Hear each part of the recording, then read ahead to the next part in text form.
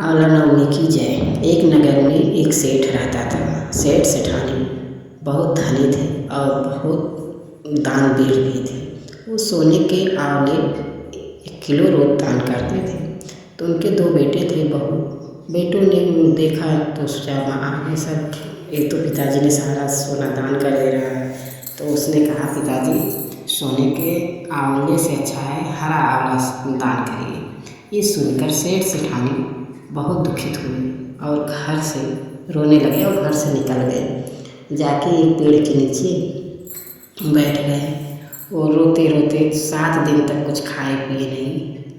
और उस दिन आंवला नवमी का दिन था। भगवान विष्णु ने सोचा कि अगर हम नहीं सहायता करेंगे तो कौन सहायता करेगा, तो वो सब सो गए वही उसी पेड़ के नीचे। आंवला नवमी को विष्णु भगवान ने राजा के स्वप्न में कहा, राजा सेठ उठो, देखो तुम्हारे पीछे आंवले से भरा सोने के आंवला का पेड़ एक भरा हुआ है, उठो और दान करो। फिर उसने उठा और देखा तो घर के जो झोपड़ी थी वो महल में बदल गया था। सुंदर स्वर सब उनका वैभव सब भर गया, सोना चांदी घर गहना।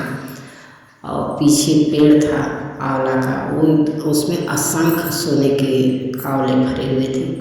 राजा रानी फिर सेठ सेठानी फिर आंवले का दान करके ही भोजन करते थे। और उधर उनके बेटों के व्यापार में बहुत नुकसान हुआ। उन्होंने खाने को तरसने लगे। फिर उन्होंने देखा कि आंवला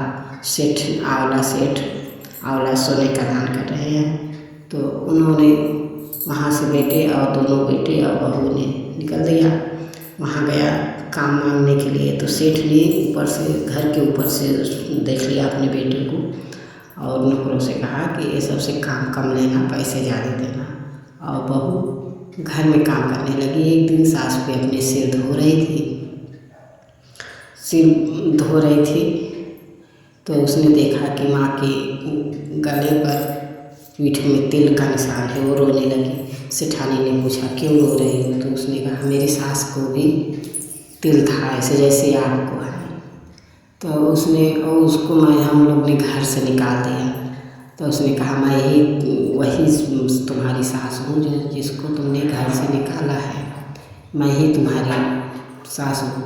वो हाथ जोड़कर अपने सासू से माफ़ी मांगने लगी और राजपाट करने लगी। जो इस आंवले की कथा सुने और सबको सुनाए, उसको विष्णु भगवान सब पर कृपा करें। जैसे सेठ सेठानी पर कृपा की वैसे सब पर कृपा करें। आंवला नवमी की जय।